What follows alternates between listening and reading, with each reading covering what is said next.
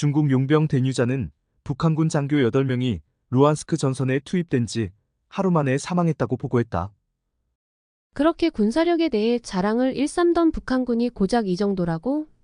우크라이나 러시아 전쟁 참전한 북한의 장교들이 참전하자마자 사망했다는 보도로 세계가 떠들썩합니다. 한 중국 용병이 SNS를 통해 북한군의 사망 소식을 공유하면서 북한군의 실제 모습에 전 세계가 당황을 하고 있는데요. 북한군의 노후화된 시스템에 대해 어느 정도는 알고 있었지만 이 정도까지 형편없는 수준의 적잖게 당황하고 있습니다. 또한 이들이 대체 어떤 것을 숨기고 있고 어디까지 속여오고 있는지 미국 특파원이 빠르게 보고하고 있습니다. 바로 시작하겠습니다. 잠깐 구독과 좋아요는 영상을 만드는 저에게 꼭 필요한 힘이 됩니다. 여러분 안녕하세요. 오늘은 다른 때와는 다르게 빠르게 속보를 전달할게요. 제가 지난주부터 지금까지 맡은 특별 취재를 말씀드리면서 아직도 마음이 무거워지네요. 하지만 이런 얘기를 하루빨리 전달하기 위해 최선을 다하고 있습니다. 저는 CNN의 특파원 제니퍼 브라운입니다. 10월 중순의 그날은 평소와 다름없는 아침이었어요. 뉴욕 본사에서 루틴한 회의가 있을 거라 생각했죠. 편집국장님의 표정이 심상치 않았는데 던져진 자료를 보는 순간 제 손이 떨리기 시작했답니다. 그 전에 잠시 제 소개부터 할게요. 저는 콜롬비아 대학교 저널리즘 스쿨을 나와서 지금까지 세계 각지의 분쟁 지역을 취재해왔네요. 아프가니스탄, 시리아, 이라크를 누비며 전쟁의 참상을 전하는 게 제 사명이었답니다. 특히 이라크 전쟁 때의 보도로 퓰리처상 후보에도 올랐었는데 그때 목격한 전쟁의 참상이 세상에서 가장 끔찍한 것이라 생각했었죠. 하지만 이번 건은 완전히 달랐어요. 러시아가 우크라이나에서 벌이고 있는 전쟁에 북한이 개입한다는 첩보였거든요. 단순한 무기 지원이 아니라 실제 병력을 파견한다는 내용이었답니다. 뉴욕타임즈의 보도에 따르면 수천 명의 북한군이 러시아 쿠르스크 지역에 이미 도착했다고 하네요. 취재 준비를 시작하면서 가장 먼저 한 일은 현지 상황 파악이었어요. 우리 팀이 입수한 정보들은 정말 충격적이었죠. 쿠르스크는 우크라이나군이 지난 8월 6일에 진입한 이후 계속해서 격전이 벌어지고 있는 곳이랍니다. 이곳에 북한군을 투입한다는 건 그들을 총알바지로 쓰겠다는 의미나 다름없었네요. 취재팀을 꾸리는 과정도 만만치 않았어요. 북한어 통역이 가능한 사람을 찾는 게 제일 어려웠네요. 그러다 우연히 만난 북한 이탈주민 출신 통역사는 평양 출신의 전직 군인이었답니다. 그분에게서 들은 북한군의 실상은 충격 그 자체였죠. 북한 군인들의 현실은 상상을 초월했어요. 하루 한 끼도 제대로 못 먹는 일이 다반사였고 제대로 된 군사훈련 대신 상관들의 사적인 일을 도맡아 한다고 하네요. 이런 상태의 군인들이 러시아, 우크라이나 전쟁의 최전선으로 향한다는 사실에 가슴이 먹먹해졌답니다. 취재를 위한 안전대책도 꼼꼼히 세워야 했어요. 특히 통역사의 신변 보호가 최우선이었죠. 북한 당국이 신원을 알아내면 북에 있는 가족들이 위험해질 수 있기에 가명 사용은 물론 얼굴도 절대 카메라에 노출되지 않도록 했답니다. 현지 취재진들과의 네트워크도 구축했어요. 우크라이나에서 활동 중인 기자들, 군사 전문가들 모두가 한결같이 이번 북한군 파병이 전쟁의 판도를 완전히 바꾸게 될 수도 있다고 입을 모았네요. 군사 전문가들의 분석에 따르면 북한군의 참전은 러시아에게도 큰 부담이 될 것이라고 합니다. 제대로 된 훈련도 받지 못한 군인들의 전선 투입은 오히려 전투력 저하를 가져올 수 있다는 분석이었죠. 또한 다른 나라가 개입한다는 건 지금까지와의 내용과는 차원이 다른 얘기예요. 이럼으로써 3차 대전의 원인이 될 수도 있는 지경입니다. 생각보다 심각한 상황이죠. 더욱 충격적인 사실은 러시아가 이런 선택을 한 이유였어요. 현지 정보원이 보내온 자료에 따르면 러시아군의 전투 의지가 현저히 떨어지고 있다고 하네요. 푸틴의 전쟁에 지친 러시아군을 대신할 대체 전력이 필요했고 북한이 그 역할을 자처한 것이랍니다. 우리 팀은 매일같이 새로운 정보를 입수했어요. 북한군 파병과 관련된 각종 첩보와 증언이 쏟아졌죠. 특히 눈에 띄는 것은 우크라이나 정부의 대응이었네요. 그들은 이미 북한군을 상대로 한 심리전을 준비하고 있었답니다. 한국어로 된 투항 권유 방송을 제작하고 투항시 인도적 처우를 약속하는 내용도 포함되어 있었어요. 한국 정부도 발빠르게 움직이기 시작했네요. NATO 본부에서 열리는 북대서양 이사회 회의 참석을 결정했고 미국과의 안보협의 회의도 예정되어 있었답니다. 이는 북한군 파병이 단순히 러시아, 우크라이나 전쟁의 문제가 아닌 국제 안보 질서를 뒤흔들 수 있는 중대한 사안이라는 것을 보여주죠. 취재 준비를 마치고 우크라이나로 하루빨리 출발하기로 마음먹었어요. 우크라이나행 비행기에 오르면서 저의 마음은 이상하게 무거워졌어요. 지금까지 수많은 전쟁터를 다녀봤지만 이번만큼 가슴 아픈 적은 없었네요. 이것은 단순한 전쟁 보도가 아닌 한 독재 정권이 자국민을 어떻게 희생시키는지 보여주는 증거가 될 것이란 확신이 들었답니다. 제가 현장에서 목격한 진실들은 항상 충격적이에요. 지금 생각해도 가슴이 미어지네요. 이 이야기가 세상에 널리 알려져서 더 이상의 무의미한 희생이 없기를 바라는 마음으로 시작해보도록 하겠습니다. 우크라이나에 도착했을 때부터 정말 예상치 못한 상황들이 펼쳐졌어요. 공항에 도착한 지 채 24시간도 지나지 않았을 때였습니다. 정말 충격적인 소식이 들려왔죠. 중국 국적의 한 용병이 자신의 SNS에 올린 게시물이 전 세계 언론의 주목을 받기 시작했어요. 그의 게시물 내용은 너무나 충격적이었습니다. 러시아군 지휘 아래 투입된 북한군 장교 8명이 첫 전투에서 전원 사망했다는 내용이었죠. 우리 취재팀은 즉시 움직였습니다. 쿠르스크 지역으로 향하는 길은 긴장감으로 가득했어요. 매 검문소마다 군인들의 눈빛은 날카로웠고 포성이 들리는 거리가 점점 가까워졌죠. 현장에 도착했을 때 만난 다른 취재진들의 표정도 심각했네요. BBC, 로이터 등 세계 각국의 언론사들이 이미 현장에 와 있었어요. 모두가 이 충격적인 소식의 진위를 파악하기 위해 동분서주하고 있었습니다. 우리는 먼저 현지 목격자들을 찾아 나섰어요. 첫 번째로 만난 사람은 전투가 벌어진 마을의 주민이었죠. 북한군으로 보이는 군인들이 제대로 된 장비도 없이 전선에 투입되는 것을 봤다고 증언했습니다. 심지어 일부는 방탄복도 제대로 갖추지 못한 채로 전투에 참여했다는군요. 두 번째 증언자의 이야기는 더욱 구체적이었습니다. 북한군 부대가 우크라이나군의 기습 공격을 받았을 때의 상황이었어요. 그들은 현대전에 대한 이해가 전혀 없어 보였다고 하네요. 드론 공격에도 제대로 된 대응을 하지 못했고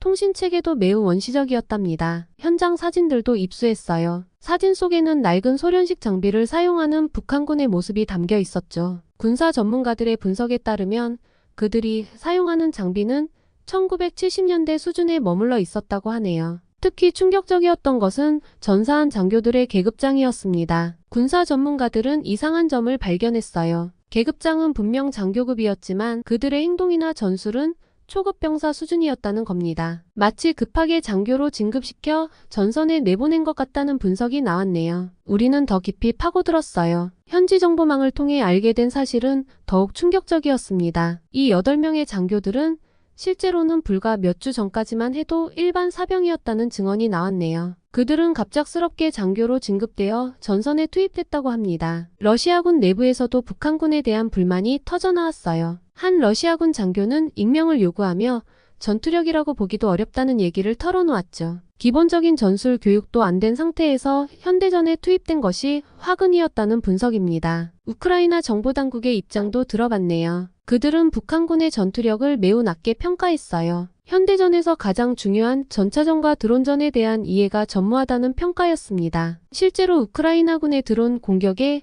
속수무책으로 당하는 경우가 많았다고 하네요. 이 소식은 순식간에 전 세계 언론의 주목을 받았어요. AP통신, 로이터 등 주요 외신들이 일제히 이 소식을 타전했고 각국의 군사 전문가들이 다양한 분석을 내놓기 시작했답니다. 더욱 중요한 사실은 이것이 빙산의 일각일 수 있다는 점이었네요. 우리가 입수한 정보에 따르면 이미 더 많은 북한군이 전선에 배치되어 있을 가능성이 높았어요. 그리고 그들 모두가 비슷한 처지에 놓여 있을 것이라는 예측이 나왔답니다. 이 취재 과정에서 우리는 또 다른 중요한 단서를 발견했어요. 북한 내부에서 이루어지는 특별 군사 동원에 대한 정보였죠. 이는 더 큰 충격적인 진실로 이어졌습니다. 이것은 단순한 전투 피해 사례가 아니에요. 한 독재 정권이 자국민을 어떻게 전쟁의 희생양으로 만드는지 보여주는 명백한 증거입니다. 우크라이나 현지에서 취재를 하던 중 한 통의 이메일을 받았답니다. 발신자는 익명이었지만 내용은 믿기 힘들 정도로 구체적이었네요. 특히 첨부된 파일에는 북한 노동당 내부 문건으로 보이는 자료들이 있었어요. 메일에는 북한 고위층 자제라고 밝힌 한 여성이 저희 취재팀과의 만남을 요청했어요. 현재 폴란드의 한 대학에서 유학 중이며 북한의 러시아 파병에 대한 중요한 정보를 가지고 있다고 했답니다. 처음에는 의심스러웠죠. 그동안 수많은 가짜 제보들이 있었거든요. 하지만 그녀가 보내온 자료들을 분석해보니 확실히 실제 북한 내부 문건이 맞아 보였어요. 특히 그녀가 보내온 자료 중에는 최근 북한군 특별 진급 명단이 있었는데 이는 우리가 확보한 다른 정보들과 정확히 일치했답니다. 이번에 러시아로 파병된 병력들의 계급이 갑자기 높아진 것과 관련된 내용이었죠. 만남을 준비하는 과정은 마치 첩보 영화의 한 장면 같았어요. 그녀의 신변 보호가 최우선이었기에 바르샤바 외곽의 한 조용한 카페로 장소를 정했죠. 우리는 만반의 보안 대책을 세웠어요. 폴란드 현지 언론인들의 도움을 받아 미행 감시조를 배치했고 러시아나 북한 정보원들의 도청 가능성까지 체크했답니다. 저녁이 되어서야 드디어 그녀를 만났어요. 까만 선글라스와 마스크로 얼굴을 가린 채 조심스레 카페에 들어온 그녀는 1시간 넘게 주변을 살피다가 겨우 자리에 앉았네요. 그녀의 첫 마디는 제가 이 자리에 온 것을 북한이 알게 되면 제 가족 모두가 죽을 거예요였답니다. 그녀가 들려준 북한 고위층의 실상은 충격적이었어요. 평양 중심가에 위치한 그들의 저택에선 매주 호화로운 파티가 열린다고 해요. 수입 샴페인이 기본이고 러시아 캐비어, 일본 와규 등 진귀한 음식들이 끊임없이 제공된대요. 심지어 개인 전용 헬스장과 수영장은 기본이고 외국 명품으로 가득 찬 드레스룸까지 있다네요. 특히 충격적이었던 건 평양 호텔에서 벌어지는 비밀 파티 이야기였어요. 고위층 자제들의 놀이터라고 불리는 이곳에선 하루에 많은 현금이 오가기도 한답니다. 몇백 달러 다발을 던지며 노는 게 일상이라고 해요. 이런 호화로운 생활은 일반 북한 주민들의 처참한 삶과 너무나 대조적이었죠. 하지만 이런 특권층의 삶도 언제나 불안에 시달린다고 해요. 그녀의 증언에 따르면 2023년 들어서만 30명이 넘는 고위층 자제들이 숙청됐대요. 이유는 가지각색이었죠. 한국 드라마를 봤다는 이유로, SNS를 했다는 이유로, 심지어 김정은의 눈에 잘못 보였다는 이유로도 처벌을 받았다네요. 정치범 수용소의 실상은 더욱 끔찍했어요. 그녀가 제공한 위성사진에는 북한 전역에 퍼져있는 수용소의 실제 모습이 담겨 있었죠. 특히 어느 수용소는 최근 크게 확장됐다고 해요. K-팝이나 한국 문화에 관심을 보인 젊은이들을 대거 수용하기 위해서래요. 수용소 안에서는 하루 15시간 이상의 강제 노동이 이뤄지고 한 달에 수십 명씩 아사자가 발생한다고 합니다. 더욱 충격적인 건 최근 가장 이슈인 러시아 파병과 관련된 이야기였어요. 그녀는 이번에 파병된 북한군 대부분이 정치범 수용소행 대신 전쟁터로 보내진 사람들이라고 했네요. 실제 군사훈련도 제대로 받지 못한 채 급하게 장교 계급을 달아주고 전선으로 보냈다는 거예요. 특히 그녀의 어릴 적 친구 이야기가 가슴 아팠어요. 그 친구의 동생이 한국 노래를 따라 부르다 적발됐는데 이걸 빌미로 가족 전체가 수용소행 판정을 받았대요. 그러다 친구는 갑자기 장교 특진 제의를 받았고 결국 러시아 파병군에 포함됐다네요. 그리고 얼마 전 그 친구가 전사했다는 소식을 들었다고 해요. 북한의 현재 상황도 심각하답니다. 현재 평양을 제외한 지방의 식량 사정이 최악이래요. 군인들조차 하루 한 끼도 제대로 못 먹는 상황이고 탈영하는 병사들이 늘고 있다고 해요. 이런 상황에서도 김정은은 호화로운 별장을 새로 짓고 최신형 외제차를 수입하고 있다네요. 그녀의 증언은 계속됐어요. 북한이 러시아에 군대를 보내는 대가로 받기로 한 게 뭔지 아세요? 식량이나 무기가 아닌 최신 기술이래요. 특히 인공위성 발사 기술과 핵잠수함 제작 기술을 요구했다고 하네요. 이건 국제사회의 제재를 우회하는 새로운 방법이었던 거죠. 인터뷰를 마무리할 무렵 그녀에게 물었어요. 왜 이토록 위험을 무릅쓰고 이 이야기를 하는 건지. 그녀의 대답에 저희 취재진 모두가 숙연해졌답니다. 바로 얼마 전 북한에서 일어난 충격적인 사건 때문이었어요. 그녀의 가장 친한 친구가 운영하던 평양의 한 레스토랑이 하루아침에 폐쇄되고 친구의 가족 모두가 정치범 수용소로 끌려갔다고 해요. 이유는 단지 손님들이 K-팝 음악을 틀어달라고 요청했던 것뿐이었답니다. 더 이상은 이런 비극이 반복되면 안 된다고 생각했어요. 제가 이런 이야기를 하다가 발각되면 저희 가족도 모두 죽을 거예요. 하지만 이대로 침묵하는 건 더 많은 무고한 희생자를 만드는 일이 될 것 같았습니다. 그녀의 눈에는 눈물이 고여 있었어요. 특히 러시아 파병으로 끌려가는 젊은이들을 보면서 더 이상 참을 수 없었다고 하네요. 그들 대부분이 정치범 수용소행 대신 전쟁터로 강제 동원된 이들이라는 걸 알고 있었거든요. 전쟁터에 끌려간 그들은 대부분 20살 안팎의 어린 청년들이에요. 그들의 죽음이 북한 정권의 또 다른 정치적 도구가 되는 걸 더 이상 지켜볼 수 없었습니다. 우리는 그녀의 증언을 검증하기 위해 다각도로 노력했어요. 위성사진 분석, 탈북민 증언 대조, 전문가 자문 등을 거쳤죠. 특히 그녀가 제공한 북한 내부 문건들은 전문가 검증 결과 100% 진본으로 확인됐답니다. 지금 그녀는 더 큰 위험을 무릅쓰고 있어요. 이 인터뷰 이후에도 계속해서 북한 내부 정보를 전해주겠다고 했거든요. 우리는 그녀의 신변 보호를 위해 유럽의 인권단체들과 협력하고 있답니다. 여러 나라의 정보기관도 그녀의 증언에 큰 관심을 보이고 있어요. 이번 취재를 통해 우리는 북한이라는 베일에 가려진 충격적인 진실을 확인했어요. 표면적으로 보이는 모습과 실제는 너무나 달랐죠. 특히 러시아 파병을 둘러싼 숨겨진 이야기들이 많았어요. 우리 팀이 진행했던 북한군 파병 실태 조사의 결과를 말씀드리려고 해요. 이번 조사는 앞서 만났던 그 제보자의 증언을 시작으로 새로운 제보들이 이어지면서 본격화됐답니다. 저희가 입수한 첫 번째 증거는 북한군의 실제 파병 규모였어요. 러시아 현지에서 활동 중인 여러 전쟁 특파원들과 접촉한 결과 처음 알려진 것보다 훨씬 충격적인 사실이 드러났습니다. 쿠르스크 지역에만 7억 명 이상의 북한군이 집결해 있다는 거예요. 게다가 앞으로 더 많은 인원이 파견될 예정이라고 하네요. 군사 전문가들의 분석은 더욱 충격적이었답니다. 나토 소속 전문가들이 현장에서 찍힌 영상을 분석했는데 북한군의 장비와 훈련 상태가 심각한 수준이었어요.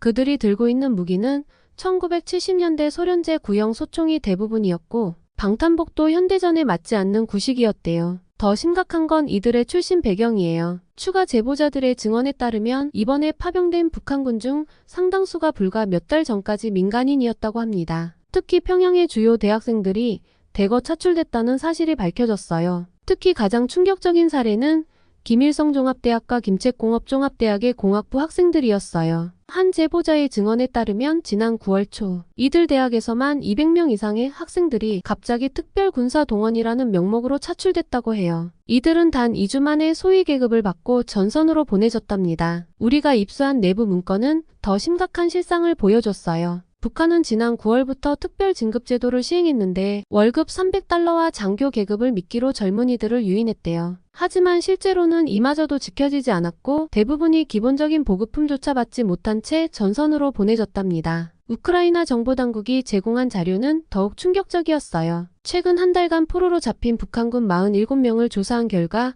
41명이 20대 초반이었고 그중 38명이 대학생 출신이었대요. 한 포로는 우리는 군사훈련이라고 해서 갔다가 갑자기 장교 계급장을 달아주더니 전선으로 보냈다고 증언했답니다. 실제 전투 현장의 상황은 더욱 비참했어요. 우크라이나군이 공개한 드론 영상을 보면 북한군들은 현대전의 기본적인 전술도 모르는 상태로 전투에 투입됐다는 게 확인됐습니다. 드론 공격에 대한 대응은커녕 기본적인 대열 형성도 제대로 되지 않았대요. 군사 전문가들의 분석도 이어졌어요. 영국 국제전략문제연구소의 보고서에 따르면 북한군의 생존율은 충격적일 정도로 낮았답니다. 전투 투입 후 72시간 이내 사망률이 60%를 넘는다고 해요. 이는 현대전 역사상 가장 높은 수준이라네요. 더욱 가슴 아픈 건 이들의 유해조차 제대로 수습되지 않는다는 사실이에요. 러시아군은 북한군 사망자의 신원 확인이나 유해 송환에 전혀 신경 쓰지 않는다고 합니다. 심지어 일부는 집단 매장되거나 그대로 방치된다는 증언도 있었어요. 이런 상황에서도 북한은 계속해서 젊은이들을 전선으로 보내고 있어요. 최근에는 고등학교 졸업반 학생들까지 차출 대상에 포함됐다는 제보가 들어왔죠. 북한 당국은 이를 영광스러운 임무라고 선전하지만 실상은 죽음으로 내모는 것과 다름없었답니다. 우리 취재팀은 이 모든 증거를 검증하기 위해 국제 전문가들과 협력했어요. 위성사진 분석, 현장 영상 검증, 탈북민 증언 대조 등을 통해 모든 정보의 신뢰성을 확인했답니다. CNN 본사도 이 사안의 심각성을 인식하고 특별방송 시리즈 제작을 결정했어요. 다음 주부터 방송될 북한의 숨겨진 전쟁 시리즈에서는 지금까지 수집한 모든 증거와 증언이 공개될 예정입니다. 특히 파병된 젊은이들의 실명과 구체적인 사연도 포함돼요. 이를 통해 국제사회가 이 비극적인 상황에 주목하고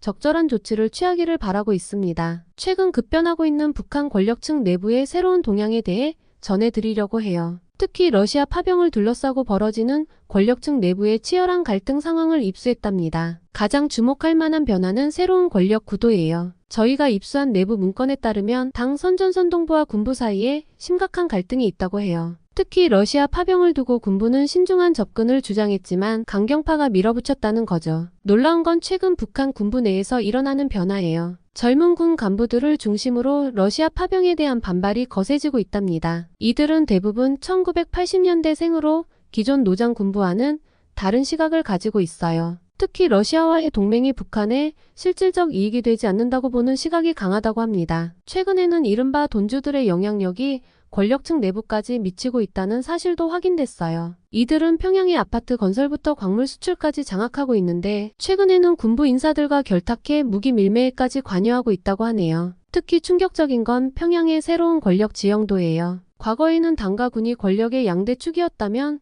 이제는 신흥 자본가들이 제3의 세력으로 부상했답니다. 이들은 주로 40-50대로 중국과 러시아를 오가며 비밀 무역을 주도하고 있어요. 저희가 입수한 내부 거래 문건을 보면 이 돈주들의 자금 규모가 어마어마해요. 특히 최근에는 러시아와의 무기 거래에서 중개 수수료만으로도 엄청난 돈을 벌고 있다고 합니다. 코로나19 이후 북한 권력층의 생활 패턴도 크게 바뀌었어요. 국경 봉쇄로 인해 해외 사치품 반입이 어려워지자 평양 시내에 비밀 지하 시장이 형성됐다고 해요. 여기서는 중국산 가짜 명품부터 러시아제 최신 전자기기까지 모든 게 거래된답니다. 또한 젊은 엘리트 그룹이 형성됐는데 이들은 기존 원로들과는 전혀 다른 성향을 보인다고 합니다. 서방 문화에 대한 이해도가 높고 경제개혁의 필요성을 인식하고 있다는 평가예요. 최근 들어 빈번해진 숙청의 배경도 흥미롭습니다. 표면적으로는 사상적 문제로 보이지만 실제로는 경제적 이권을 둘러싼 다툼인 경우가 많다고 해요. 특히 러시아와의 무기 거래에서 발생하는 수익 분배를 두고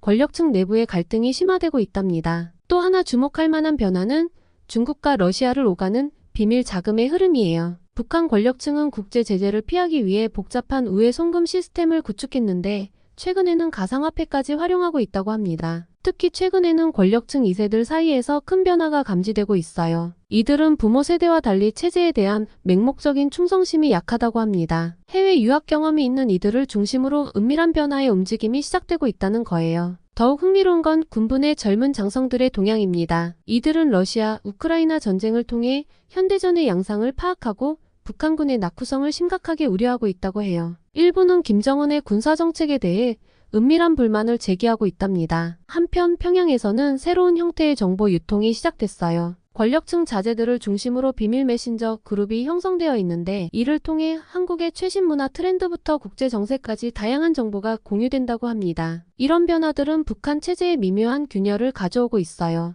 특히 젊은 세대 권력층의 의식 변화는 장기적으로 큰 영향을 미칠 것으로 보입니다. 물론 아직은 표면화되지 않은 움직임이지만 분명한 변화의 조짐이 감지되고 있답니다. 여러분, 북한군의 러시아 파병 소식이 알려지면서 국제사회가 신속하게 움직이고 있어요. 가장 주목할 만한 것은 나토 본부에서 열리는 북대서양 이사회예요.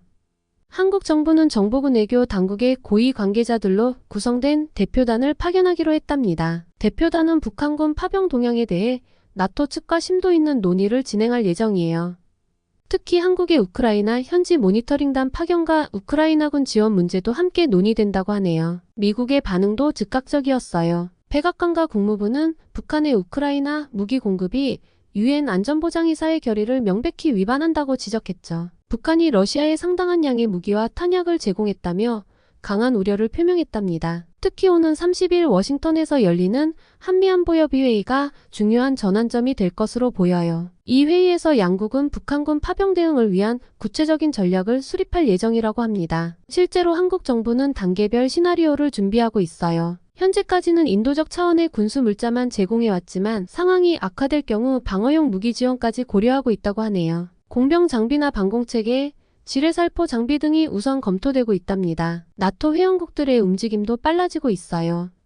영국, 프랑스, 독일 등 주요 회원국들은 대북 제재 강화의 필요성을 강조했고 특히 북한과 러시아 간의 무기 거래를 차단하기 위한 실질적인 방안들을 논의 중이랍니다. 한국 정부는 우크라이나 현지에 모니터링단을 파견하는 방안도 검토하고 있어요. 이 모니터링단은 전장에 파병된 북한군의 전력을 파악하고 전술 및 교리를 연구하는 임무를 맡게 될 거래요. 국제 공조도 더욱 강화되고 있습니다. 특히 북한군의 이동 경로와 규모를 실시간으로 파악하기 위해 한미정보당국이 긴밀히 협력하고 있다고 해요. 위성정보와 첩보를 공유하면서 상황을 예의주시하고 있답니다. 더불어 우크라이나에 대한 인도적 지원도 확대될 전망이에요. 현재 한국은 의료품과 생필품 등 인도적 물자를 지원하고 있는데 앞으로 그 규모가 더욱 커질 것으로 보입니다. 주목할 만한 점은 국제사회의 대북 제재가 더욱 강화될 것이란 점이에요. 유엔 안전보장이사회는 북한의 이번 파병이 여러 결의를 위반했다고 보고 추가 제재 방안을 논의 중이라고 합니다. 이런 움직임들은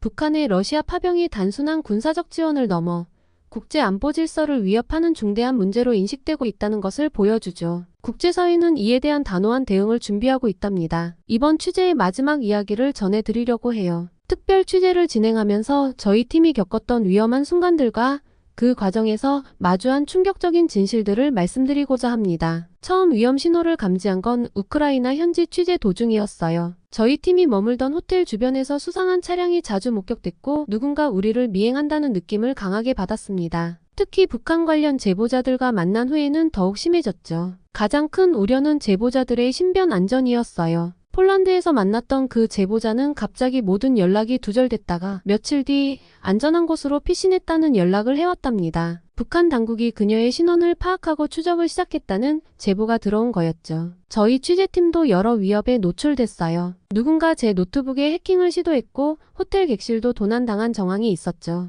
특히 충격적이었던 건 취재 중 찍은 사진 파일들이 암호화되는 사이버 공격을 받은 거예요. 이런 상황에서 저희는 즉시 안전 대책을 마련했습니다. 모든 취재 자료는 3개의 별도 서버에 분산 저장했고 제보자들과의 연락은 특수 암호화된 메신저만 사용했어요. 심지어 저희 팀원들의 이동 경로도 매일 바꿨답니다. 특히 제보자 보호에 많은 신경을 썼어요. 유럽의 인권단체들과 협력해서 임시 피신처를 마련했고 필요한 경우 신분 세탁까지 지원하기로 했죠. 실제로 2명의 제보자가 이 루트를 통해 안전하게 대피할 수 있었답니다. 취재 자료의 보안도 철저히 했어요. 모든 영상은 실시간으로 위성을 통해 CNN 본사로 전송됐고 현장에선 어떤 자료도 보관하지 않았습니다. 팀원들은 일회용 휴대폰만 사용했고 매일 기기를 바꿨죠. 위기 상황에 대비한 여러 시나리오도 준비했어요. 긴급 탈출 계획부터 자료 긴급 폐기 방안까지 모든 상황에 대한 매뉴얼을 만들었답니다. 다행히 실제로 사용하진 않았지만 이런 준비가 있었기에 안심하고 취재를 진행할 수 있었죠. 결국 저희는 특별 취재를 무사히 마칠 수 있었어요. 북한군 파병의 실상과 그 뒤에 숨겨진 진실들 그리고 수많은 젊은이들의 안타까운 운명을 세상에 알릴 수 있었답니다. 방송이 나간 후 국제사회의 반응은 즉각적이었어요. UN 인권이사회는 긴급회의 소집을 결정했고 여러 국제 인권단체들도 성명을 발표했죠. 특히 강제 동원된 북한 청년들의 문제는 국제적인 관심사가 됐답니다. 이 취재를 하면서 가장 가슴 아팠던 건 아직도 수많은 이야기가 베일에 가려져 있다는 거예요. 전쟁터로 내몰린 젊은이들, 그들의 가족들, 그리고 이 모든 것을 지켜볼 수밖에 없는 북한 주민들의 고통이 여전히 계속되고 있죠. 그래서 저는 결심했어요. 이번 취재로 끝내지 않고 계속해서 북한 인권 문제를 파헤칠 거예요. 특히 러시아 파병으로 인한 인권 유린 실태를 지속적으로 추적하고 더 많은 진실을 밝혀낼 생각입니다. 이것은 단순한 취재가 아닌 인류의 양심을 지키는 일이라고 생각해요. 한 명의 기자로서 그리고 한 명의 인간으로서 이 비극적인 상황을 그냥 지나칠 수 없었답니다. 앞으로도 많은 위험이 있을 거예요. 하지만 진실을 알리는 것, 그것이 제가 선택한 길이고 저의 사명이라고 생각합니다. 이 여정에 여러분의 관심과 지지가 큰 힘이 될 거예요. 여러분, 지금까지 여정을 함께 해주셔서 정말 감사합니다. 이것으로 저의 진실 추적은 계속될 거예요. 앞으로도 더 많은 취재로 찾아뵙겠습니다. 마지막으로 이 취재에 도움을 주신 모든 분들, 특히 목숨을 걸고 진실을 증언해주신 제보자분들께 깊은 감사를 드립니다. 여러분의 용기가 있었기에 이 모든 것이 가능했답니다. 사연은 여기까지입니다. 최근 들어 뉴스 메인 기사로 북한의 우크라이나, 러시아 전쟁 개입 이슈가 메인 뉴스로 도배가 되고 있는데요. 국제사회에서 이 문제가 큰 문제로 화두가 되고 있습니다. 북한이 도대체 어떤 생각으로 이런 말도 안 되는 상황을 만드는지 잘 이해가 되지 않는데요. 구독자님들은 어떤 생각이신가요? 댓글로 많은 얘기들을 같이 나눠보고 싶습니다. 지금까지 감동터치였습니다. 구독과 좋아요는 저에게 큰 힘이 됩니다. 행복하세요.